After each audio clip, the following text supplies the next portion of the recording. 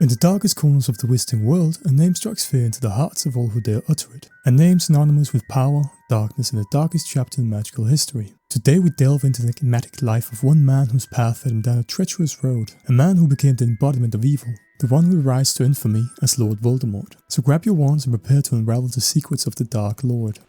On a cold winter's night in a nondescript Muggle orphanage in London, a boy named Tom Riddle was born on December 31st, 1926. But the origins of his story are drenched in sorrow and manipulation. His mother, Merope Gaunt, was a witch from a family of dark lineage, known for their association with Salazar Slytherin himself. Plagued by a tragic existence, Merope's life would become intertwined with the fate of her son.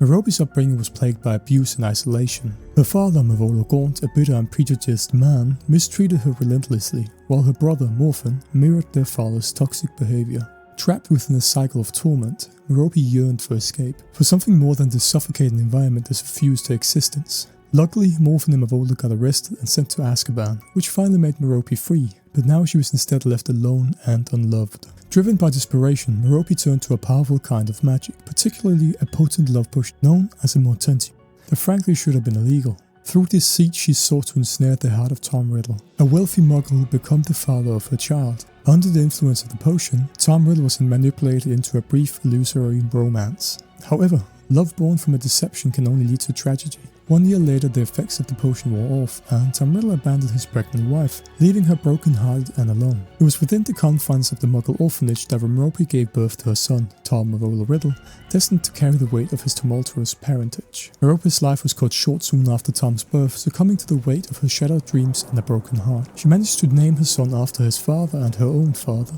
and died within the hour of giving birth. As a result, Tom grew up in the orphanage, unaware of his heritage and the darkness that coursed through his veins. These early years, marked by abandonment and a sense of a detachment, sowed the seeds of anger and resentment within Tom. He possessed an inner darkness, and an insatiable desire for power and control. It is believed that children who are conceived while one of the parents are under a love potion will never be able to feel or express love, so the darkness in Tom only grew. Tom never had any visitors, and he scared the other children at the orphanage. If he saw fit, he would punish the other children. For instance, one time it is believed that he hung a kid named Billy's bunny from the ceiling by its neck, simply due to the fact that he had an argument with the kid the day before.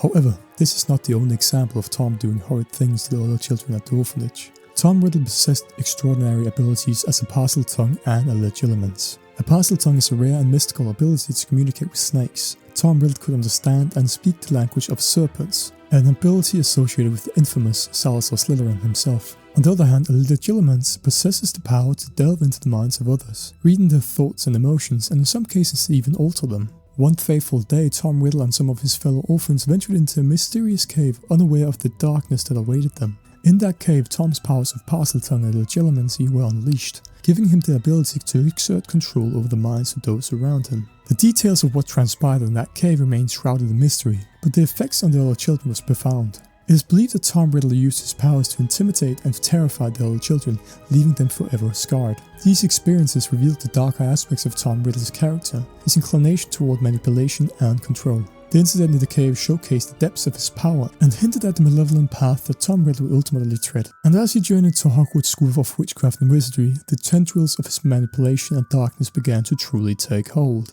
Sorted into Slytherin House, Tom found solace among those who valued ambition and cunning above all else, making him an exceptional student. He was well liked by his professors, especially Professor Slughorn, who saw great potential in him. Hogwarts became a fertile ground for him to nurture his dark inclinations, delving into forbidden knowledge and exploring the darkest corners of magic. Driven by an insatiable thirst for power and control, Tom delved into the secrets of Horcruxes, a dark and forbidden branch of magic. Through his studies, he learned the dark art of splitting his soul, fragmenting it into multiple objects to achieve a twisted form of immortality. These Horcruxes would serve as anchors, shielding him from the clutches of death. And as he grew older, Tom began to uncover the secrets of his lineage, tracing his ancestry back to the Gaunt family, a line tainted by inbreeding and darkness. During the summer break following his 5th year at Hogwarts, Tom embarked on a quest to find the Gaunt family, who had been released from Azkaban several years prior. Bearing an uncanny resemblance of his father, Tom arrived at the humble abode where Morphin mistook him for Tom Riddle Sr.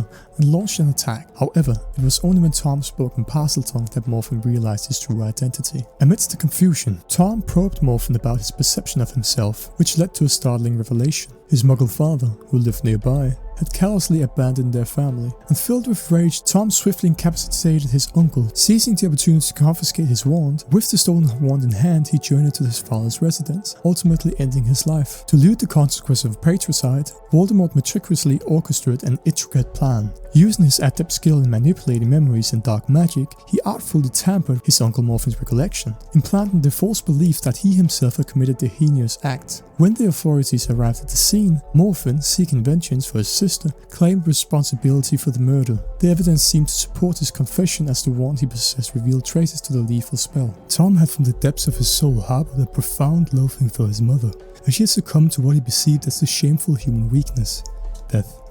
However, the revelation of his mother's ill-fated love affair with a Muggle, following the abandonment by his father, and the tragic events that had befallen her, intensified his existing disdain for those he considered unworthy. This revelation further solidified his unwavering belief in the inherent superiority of pure-blood wizards, fueling an unfathomable hatred towards Muggles. He could no longer live with his identity. After severing all connections to his path and embracing his dark destiny, Tom Riddle decided to change his name to Lord Voldemort. This transformation symbolized his detachment from his Muggle heritage and his commitment to pure-blood wizard supremacy. However, Voldemort is not simply a name that J.K. Rowling came up with, but in French can be translated roughly to flight of death. The name reflects Voldemort's obsession with immortality and his desire to conquer death itself. By intertwining the concepts of flight and death, his name represents his quest to soar above mortality and become the ultimate wielder of power.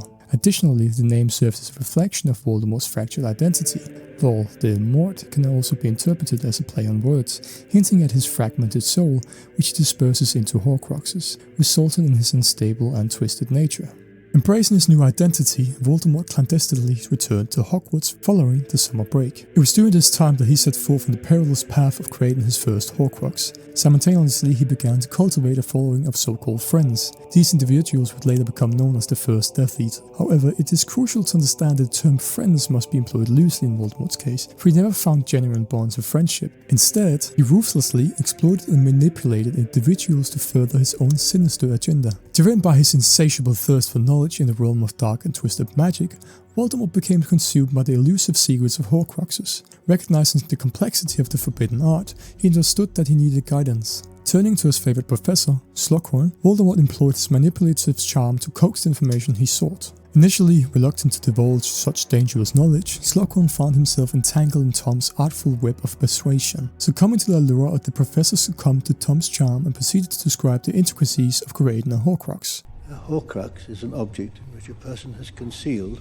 part of their soul, splits one's soul and hides part of it in an object. By doing so, you are protected should you be attacked and your body destroyed. Part of your soul that is hidden lives on. Armed with this newfound understanding, Voldemort embarked on meticulous research and inquiries, preparing himself to craft his first Horcrux. Utilizing his innate Parseltongue ability, he unlocked the Chamber of Secrets, where he would claim the innocent life of Myrtle Warren, later known as Moaning Myrtle. By coupling her tragic demise with a diary infused with dark magic, Voldemort successfully forged his first Horcrux. Ever cunning to deflect suspicion and make sure the school wouldn't close due to killings, he cunningly pinned the blame on Hagrid and his colossal spider companion for the untimely demise of Myrtle. As a result, Hagrid faced expulsion, while Voldemort silently celebrated the completion of his first Horcrux, shrouded in secrecy and undetected by all. Upon graduating from Hogwarts, Voldemort had ambitious plans for his future. Determined to secure a position at the prestigious wizarding school Hogwarts, he approached the then headmaster Amanda Dippet with a bold request: to become the Defense Against the Dark Arts professor. However, Dippet believed Voldemort was too young and declined his application, advising him to reapply after gaining more experience. Decades later, when Voldemort reapplied, fate had shifted the power dynamics. Albus Dumbledore had become the new headmaster of Hogwarts and possessed keen insight into Voldemort's sinister intentions. Recognizing the potential danger, Dumbledore wisely rejected Voldemort's application.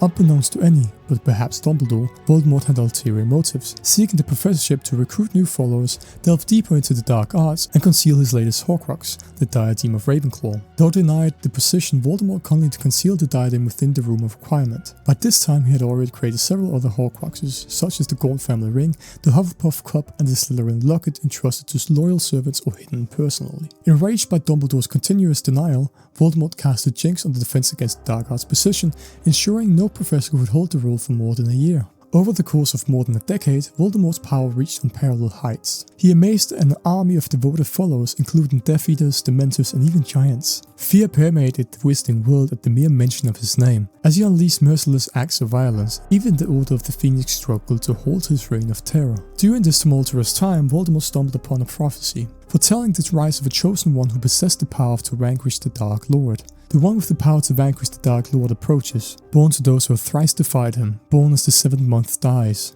And the Dark Lord will mark him as his equal, but he will have power the Dark Lord knows not, and either must die at the hand of the other, for neither can live while the other survives. The prophecy spoke of a child born to those who had defied him 3 times, marked as his equal, but this child also possessed an unknown power that Voldemort feared. Determined to eliminate any potential threats, Voldemort set his sights on a baby named Harry Potter. However, Voldemort's true downfall lay in his underestimation of this young wizard named Harry Potter, who became the symbol of hope and resistance against the dark forces. The fatal connection between the two, forged by an attempted murder that left Harry with a lightning-shaped scar, would become Voldemort's greatest source of vulnerability. Due to the powerful love of Harry's mother, the curse cast by Lord Voldemort backfired when he attempted to kill Harry. This unintended consequence resulted in the creation of an unintentional Horcrux, tailoring a fragment of Voldemort's soul to Harry. While Voldemort did not perish, he existed in a state that was not truly living. He remained a fragmented soul. To sustain himself, he possessed various animals, often favoring snakes, until he eventually found a way to partially possess a wizard known as Professor Quirrell, who willingly let Voldemort possess him and drank unicorn blood to keep him alive. As many fans know, Voldemort's temporary embodiment through Professor Quirrell was destroyed in the first installment of the Harry Potter series. We do not hear from Voldemort in his older form until the 4th book and movie, where he appears as a monstrous flayed baby-like figure. However, I must caution that the theories surrounding how he achieved his physical form can be quite dark. If you prefer to avoid this topic, you may consider pausing the video or skipping over the next section. But if you are sure you're ready for it, let me explain. Following Peter Pettigrew's reunion with Voldemort after the events of Harry Potter and the Prisoner of Azkaban, the Dark Lord hatched a sinister plan. He commanded Pettigrew to kidnap a witch by the name of Bertha Jorkins, drawing her into his web of deceit and treachery. They then raped and impregnated her so that Voldemort could possess the unborn child, and thus creating a rudimentary body that he could be born with. Following his rebirth, Voldemort killed Bertha Jorkins and made his final Horcrux, the Snake Nagini. And at the end of the year, through the use of dark magic, Voldemort employs a combination of his father's bones, the blood of his enemy, and the flesh of his servants to accomplish a daunting feat, crafting a genuine, resilient, and potent physical body. His pivotal transformation allows him to reclaim his full strength and power once more. And so, the stage was set for the ultimate confrontation between Harry Potter and Lord Voldemort, a battle that would decide the fate of the Wizarding World. But this story you already know. In their final encounter, love, sacrifice, and power of choice triumphed over Voldemort's obsession with immortality and control. His downfall marked the end of an era, leaving behind a legacy of darkness and a cautionary tale of the perils of unchecked ambition. Tom Riddle's journey from the depths of an orphanage to the pinnacle of dark power showcases the intricate complexities of his character and the choices that shaped his destiny. Contrary to initial beliefs, Voldemort's legacy extended far beyond what was known. Few know that Voldemort fathered a child with one of his devoted Death Eaters, Bellatrix Lestrange. The child's birth occurred in utmost secrecy at Malfoy Manor in 1998, shortly before the climactic Battle of Hogwarts. Tragically, or at least for the child, both parents met their demise during the battle, leaving the child named Delphine orphaned and without family ties. Delphine grew up with a woman that only raised her because she got paid to do so and denied her the joy of going to Hogwarts. Instead, she was homeschooled and grew up without friends because she was never allowed to be around other children. And that's it. If you enjoyed this video, watch one of these videos next and may your magic shine brightly.